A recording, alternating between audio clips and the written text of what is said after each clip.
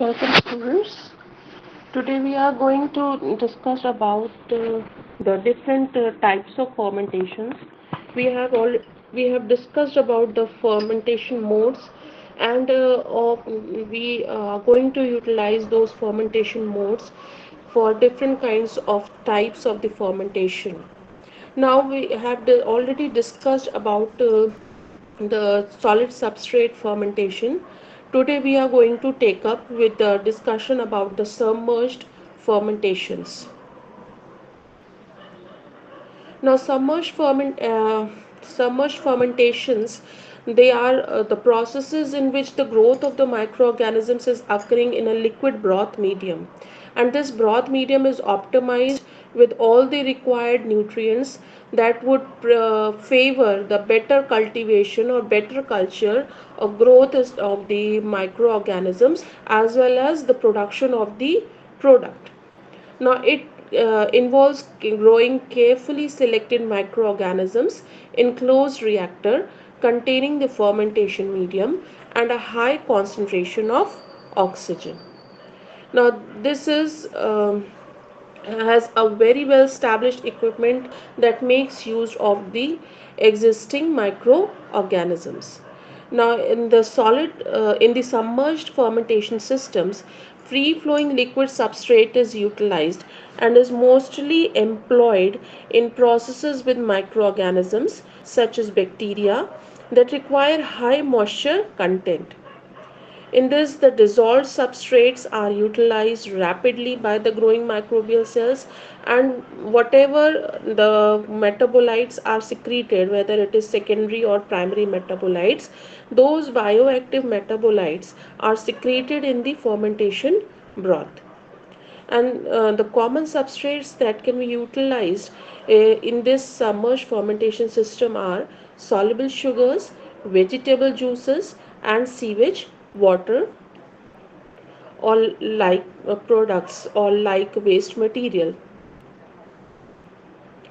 Now, the modes of carrying out the submerged fermentation are your batch, continuous, and fed batch mode. So, all the three modes are can be applied in the submerged fermentation. Now, as we already know, the batch mode, it represents the fermentation of sterilized nutrient solution in a closed vessel by the desirable microbial culture. So here also we are doing the fermentation strategy in a closed fermenter vessel. The advantage is that the process is very simple and the cost incurred is also very low. The infrastructure that is required to control the bioprocess, that is also very least requirement. So the process takes advantage of the low cost and a simple equipment requirement. But there is in contrast to this advantages, the system is limited because of low productivity and the feedback inhibition that occurs during the process. So in some applications, we prefer the continuous mode of fermentation. Now, in continuous mode, it involves a tightly regulated, highly productive bioreactor system that may work as a chemostat, that is, a nutrient depleted, a rate limiting nutrient would be there that will deplete or will be reduced in quantity with the growth of the microorganism population. Or it may be a turbidostat, that is, with the increase of the population or the products, the turbidity will be introduced in the broth, and that increasing turbidity will tell how much growth has occurred. So it is tightly regulated in a highly productive bioreactor system, either as a chemostat or as a turbidostat, where the sterile substrate and other media components are fed at a particular rate and an equivalent of amount of product is harvested in a time dependent manner. So the input of the nutrients and the output or the extraction of the products from the fermenting vessel is done continuously. Then the other strategy is your fed batch fermentation, that is characterized by intermittent feeding and the maintenance of optimum concentrations of required growth substrates with continuous harvesting of the product.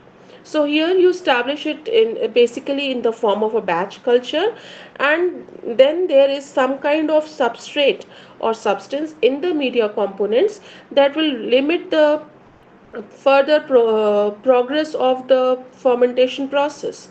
So that particular nutrient is either added in a concentrated solution, or it is added in a dilute concentration. So there may be two modes with the fixed volume or the variable volume fed batch fermentation may be used. Now the common fermenter that we use for the submerged type of fermentations may be grouped in several ways. They may be different in shape or configuration, or they may be aerated or anaerobic depending upon what kind of microbe we are using. They may be operated as a batch or a continuous system, or as a fed batch system that we have already discussed. So for those configurations and changes and different applications, the most commonly used type of the fermenter is your aerated stirred tank batch fermenter. Now this is a typical fermenter of and it is an upright closed cylindrical tank fitted one with one or more baffles. So we can identify here the simple structure of this, a typical diagrammatic structure of this batch fermenter. So here we have the baffles attached to the side of the wall and a water jacket. So you need a water jacket for either cooling purpose or for heating purpose, and a device for forced aeration. So it is the device for forced aeration, that is sparger, that will be required from where you will put in the aeration, that is mostly at the bottom of the fermenter. Then there is a mechanical agitator, usually carrying a pair of impellers, that is you have some if you want the mixing of the nutrients uh, to make it a homogeneous mixing and make the nutrients available to each and every microbe in the individual microbe in the fermenter. So for that purpose you have an agitator, and there should be a means of introducing the organisms from where you can add the microbial population.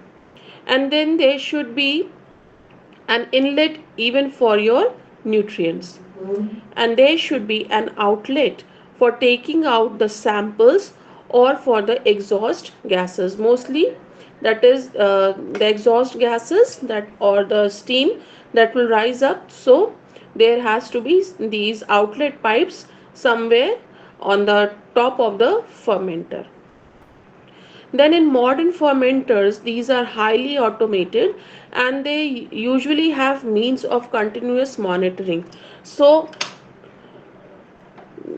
you there the manual requirement is not there, it is all digitalized, and it can be continuously monitored. Controlling or recording the pH can be done by digitally.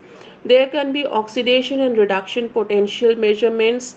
The differences in the dissolved oxygen concentrations can also be measured. Then the effluent oxygen carbon dioxide concentration or the changes in the chemical components that can also be continuously monitored in these automated fermenters. Then the main important system here is your aeration system. If we are talking of the aerobic processes, then the main consideration is introducing air into the fermenter. Now this provides sufficient oxygen for oxygen in the fermenter. Most of the time fine bubble aerators are used As if we take the large bubble size aerators, they will generate large bubbles, and these large bubbles in all will give less surface area in comparison to small bubbles. So will these is, this will hamper with the transfer of the oxygen. So we need fine bubble aerators that will facilitate oxygen transfer to a greater extent. Now, wherever the aeration is being done, forced aeration is being done, in those fermenters, we can leave away the agitation part, incorporating and mechanical agitator within the fermenter can be left with, because the aeration itself will provide so much as agitation that the mixing will occur. So we can see it in the case of an airlift fermenter. But this is only possible with the medium that is of very low viscosity or that has very low total solids.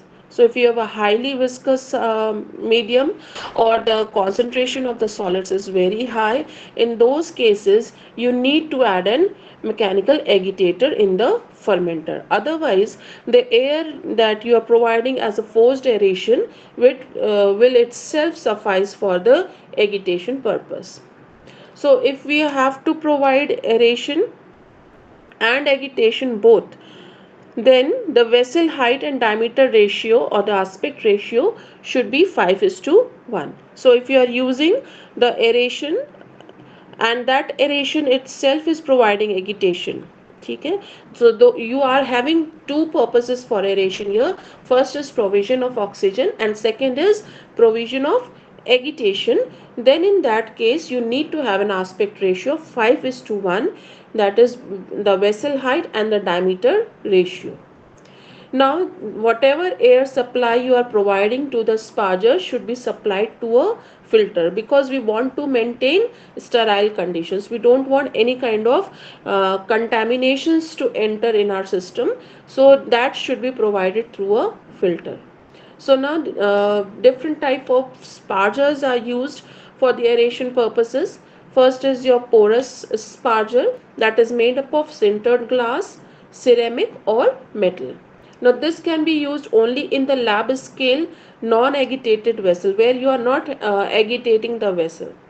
The size of the bubble that is formed is 10 to 100 times larger than the pore size. There is a pressure drop across the sparger and the holes tend to be blocked by the growth, which is a limitation of this porous sparger. Then second is your orifice sparger, that is used in small stirred fermenters.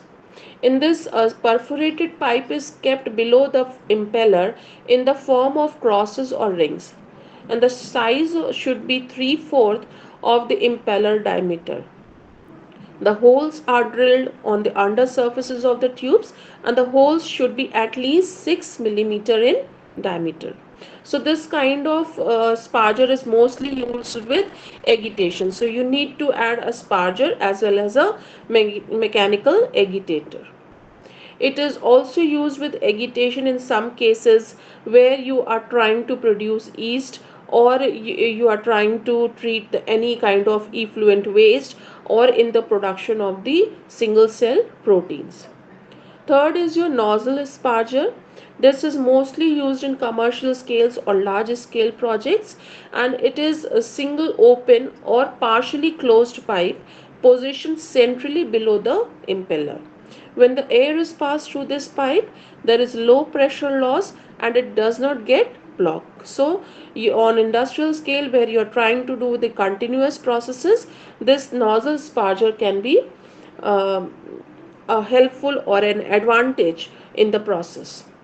Then there are combined sparger agitators, where the air is supplied via hollow agitator shaft. So here the agitator is taking two processes. It is agitating also, as well as it is working as a source or a supply tube for the air.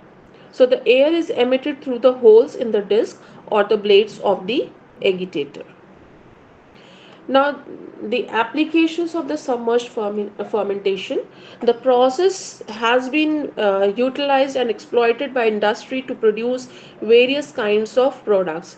Now, when we talk of the microbes that will be used in the submerged fermentations, mostly fungal species are preferred.